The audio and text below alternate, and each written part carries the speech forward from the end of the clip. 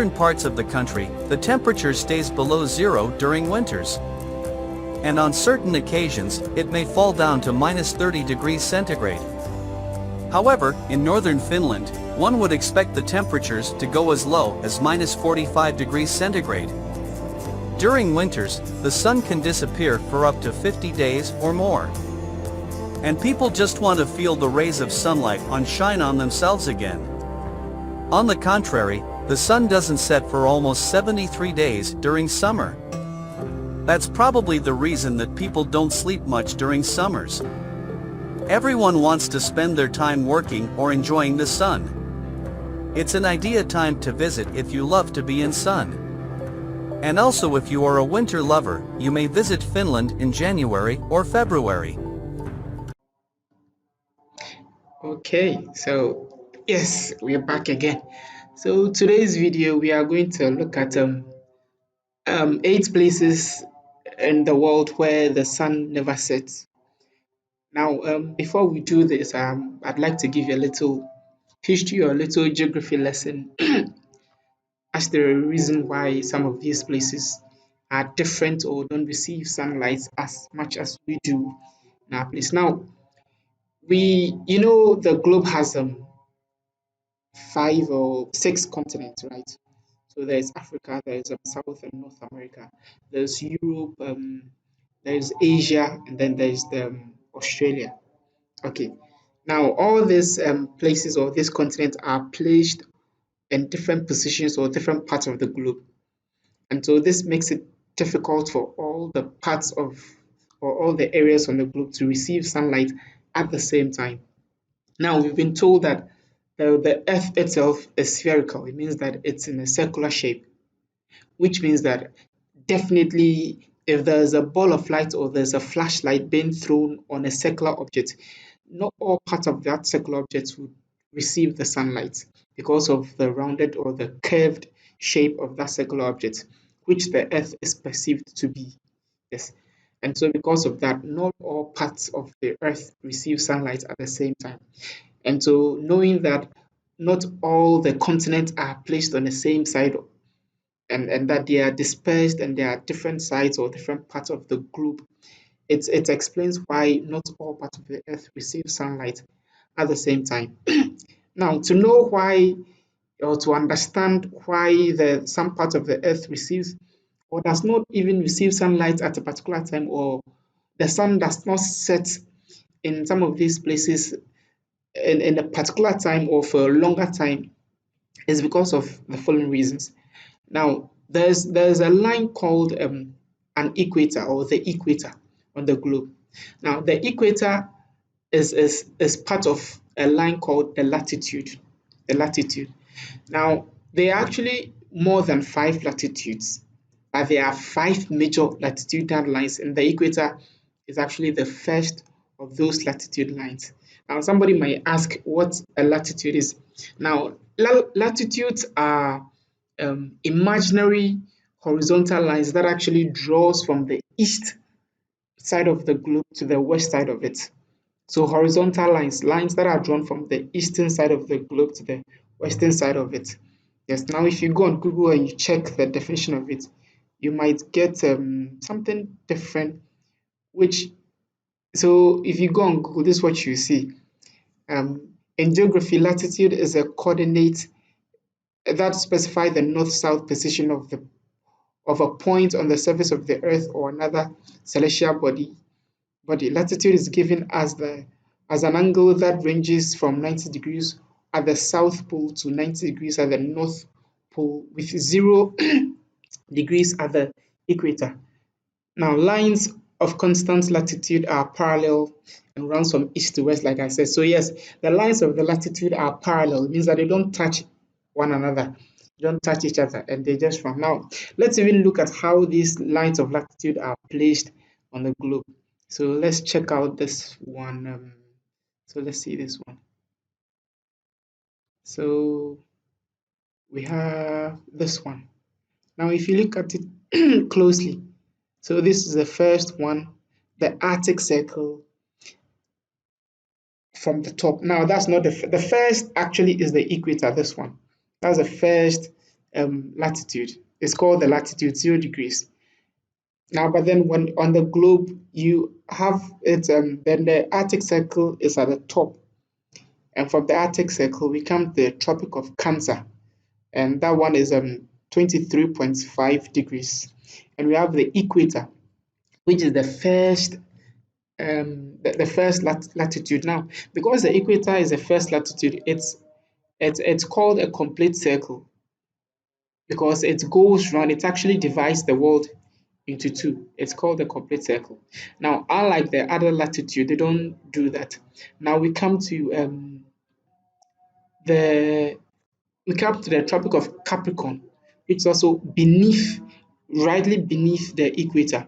And then after the Tropic of Capricorn, we have the Antarctic Circle.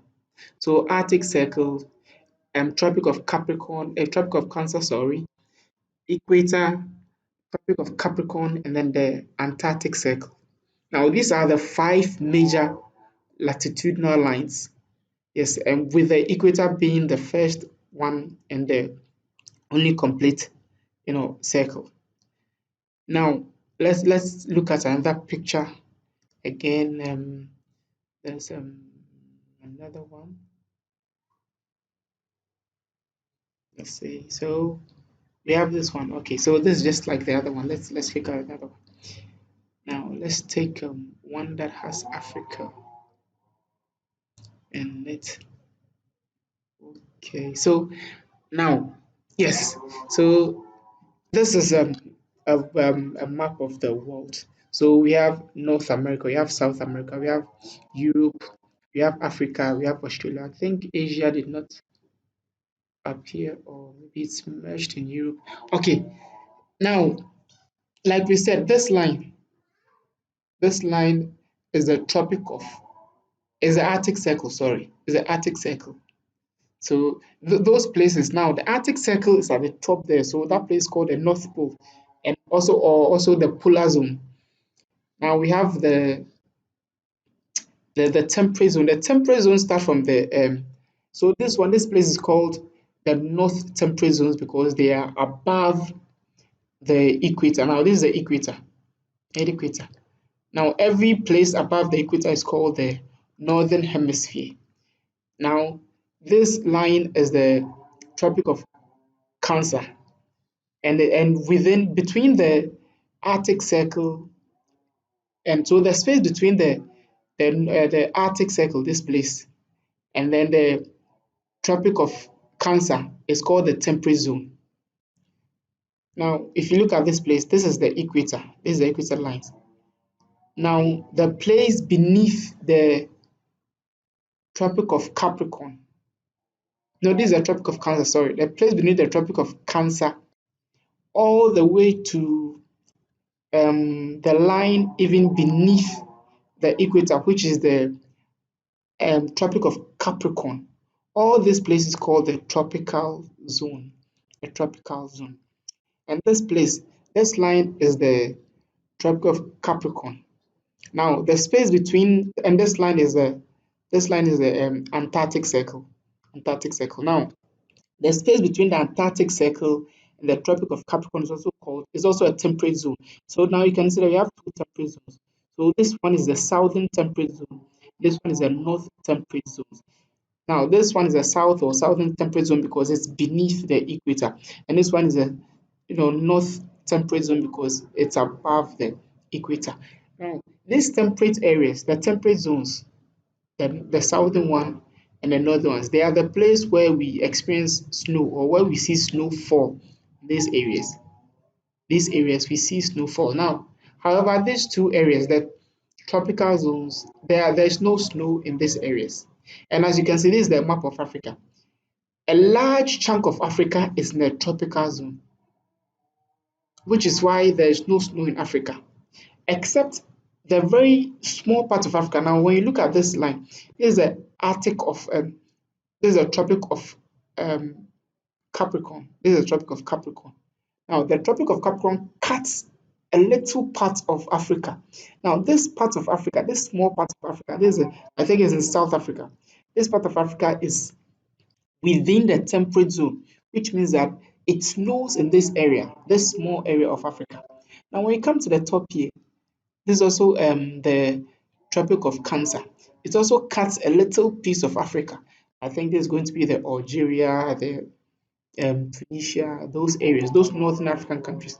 So a piece of that place is also in the northern temperate zone, which means that it snows in those areas too. However, when you look at the rest, the large chunk of it, especially those in the green areas, all these parts are in the tropical zone, which means that it doesn't snow there. Now, these places are called tropical because of the equator. Now, the equator actually cuts the world into two, divides the world into two. What happens in the equator is that the sun directly shines overhead or shines perpendicular to the earth. This means that the sun shines directly towards every place in the equator. Every place in the equator. So when the sun is shining, it comes directly towards every place in the equator, which means that every place in the equator we have 24 hours that we consider as a day. When you come to the equator or areas in the equator zones, or let's say the tropical zones in the equator, you have they always experience 24 hours day and 24 hours night. Sorry, 12 hours day and 12 hours night. They divide the 24 hours into two, so 12 hours for day, 12 hours for night. Now, because we in Africa here are in the tropical zones, we experience this 12 hours night and 12 hours day. For some reason, we actually think that every part of the world actually experiences the 12 hours day and 12 hours night as we do. But the fun part of it is that, or the interesting part of it is that, no, not all areas in the world actually experience 12 hours night and 12 hours day. Some actually experience 18 hours day and 18 hours and 6 hours night, or vice versa. It's different in some of these places. And so this video that we are about to watch is actually going to show us 8 places in the world that experiences that does not see the sunshine in more than 24 hours, or some are for months. They don't see the sun appear in months, and some too, the sun appears for months and without going down. Yes, so this is just a little geography lesson about the video we are about to watch. So without wasting any time, let's go. Welcome to World Mystery. In most parts of the world, the Time starts. Welcome to World Mystery. In most parts of the world, the duration of days and nights are more or less the same on average. However, you will find it rather interesting that in some parts of the world, the sun doesn't set for months. Similarly, it doesn't rise for months either. Let's journey through 8 such places together. Before going to this video, please subscribe my channel, press the bell icon. Russia. Let's start with Russia. In northern Russia, the sun shines for almost 2 months straight, during summer, from May to mid-July. Nights during this phase are famously known as white nights. On the other hand, the sun doesn't rise in this region from December 2nd to January 11th. The sun does not appear from December 2nd to January 11th. Can you imagine? Nights throughout. Wow, it's going to be interesting living these places. It's like a prolonged night for about 40 days. In winters, the temperature of this region falls as low as -36 degrees centigrade. Finland. Let's now talk about a neighboring country of Russia. Finland, in Northern Europe, is one of the most prosperous countries in the world. Its population is more than 5.5 million.